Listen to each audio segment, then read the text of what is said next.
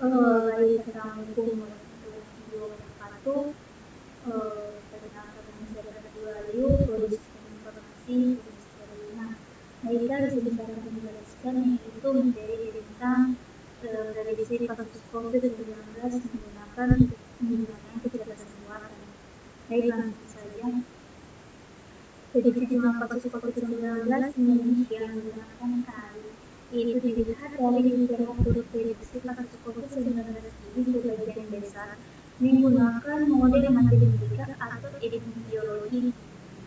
Kemudian itu ada kasus COVID-19 Indonesia yang update yaitu pada tanggal 12 bulan 11 tahun 2020. Inilah kasus COVID-19 Indonesia yang terupdate. Sini ada dokumentasi, ada kasus aktif, ada yang sembuh dan ada yang meninggal.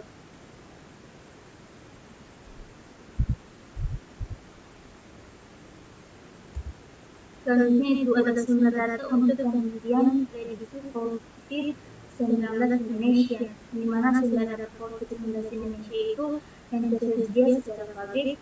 Ada dari JES COVID-19 data sumber data kasus COVID-19 secara global yang dihimpun oleh Johns Hopkins University Center of Excellence. Selanjutnya di sini ada sumber data yang digunakan pada penelitian berasal dari COVID. Selanjutnya di sini ada metode untuk prediksi.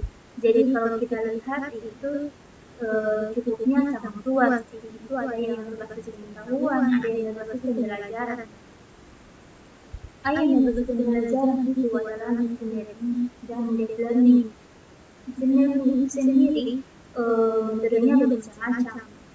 Itu pada intinya untuk kasus prediksi itu mensimulasi kemampuan intelijen manusia untuk melakukan pembelajaran atau riset penelaran atau prediksi. Jadi dia akan mencari pola-pola untuk belajar dari pola-pola yang dimulai dari data-data yang melampau yang itu akan kita pakai untuk memprediksi suatu peristiwa yang akan datang.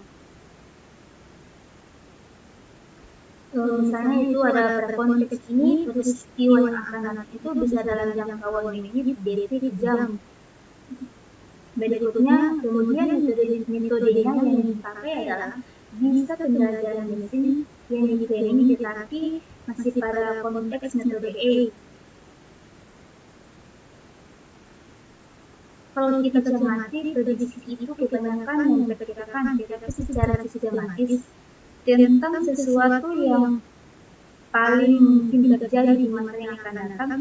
Di masa yang akan datang ini tentunya konteksnya itu bervariasi lagi, bisa detik, menit, jam, bulan, tahun, yang berdasarkan informasi atau data-data masa lalu yang dimiliki. Selisih antara sesuatu yang terjadi dengan hasil perkiraan dengan metode AI itu diperkecil atau sekecil mungkin. Misalnya sini ada pemodelan prediktif dengan kecerdasan artifisial, yang dimana itu adalah pemodelan prediktif adalah praktik menganalisis wawasan dari kumpulan data yang ada dengan bantuan teknik kecerdasan artifisial atau AI. Pembelajaran mesin, pengembangan data dan pemodelan statistik dan digunakan untuk memprediksi peristiwa di masa depan. Kecerdasan artifisial dapat dipandang sebagai seperangkat alat untuk membuat model prediksi kita. Pemodelan prediktif akan kecerdasan buatan tidak dapat menjamin hasil tetapi dapat membantu meminimalkan risiko dan mengurangi ketidakpastian. Fokus utama kecerdasan artifisial secara otomatis belajar mengenali pola-pola konteks dan membuat keputusan cerdas berdasarkan data. Kemudian ini ada aplikasi model prediktif.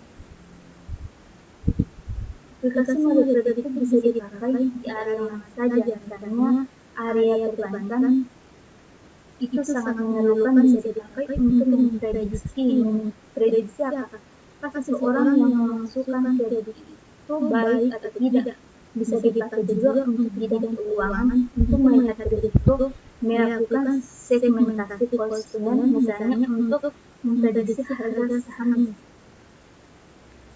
misalnya. Ketika kita belajar model prediksi itu manfaatnya sangat baik. Selanjutnya secara garis besar metode AI untuk terkategori menjadi 4. Yang pertama adalah classification atau mengkategorikan suatu subjek pada kelas tertentu. Selanjutnya sini ada clustering yang dimana itu pengelompokan. Kalau kita mempunyai sejumlah data akan terdemonstrasi jadi beberapa kelompok. Poin ketiga sini ada regression untuk memprediksi atribut secara kontinu. Poin terakhir itu ada assertion rules, yaitu penentuan bahwa sejumlah objek itu bersosialisasi dengan objek yang lain. Selanjutnya ada klasifikasi. Klasifikasi adalah menetapkan item dan koleksi di kategori atau kelas target. Selanjutnya ada tujuan klasifikasi adalah memprediksi target secara akurat untuk setiap kasus dalam data. Yang ketiga itu misalnya model klasifikasi dapat digunakan untuk mengidentifikasi permohonan pinjaman risiko sebagai kredit rendah, menengah atau tinggi. Yang keempat itu ada contoh bank, yaitu di mana memprediksi pelanggan atau permohonan pinjaman yang berisiko atau mana yang aman.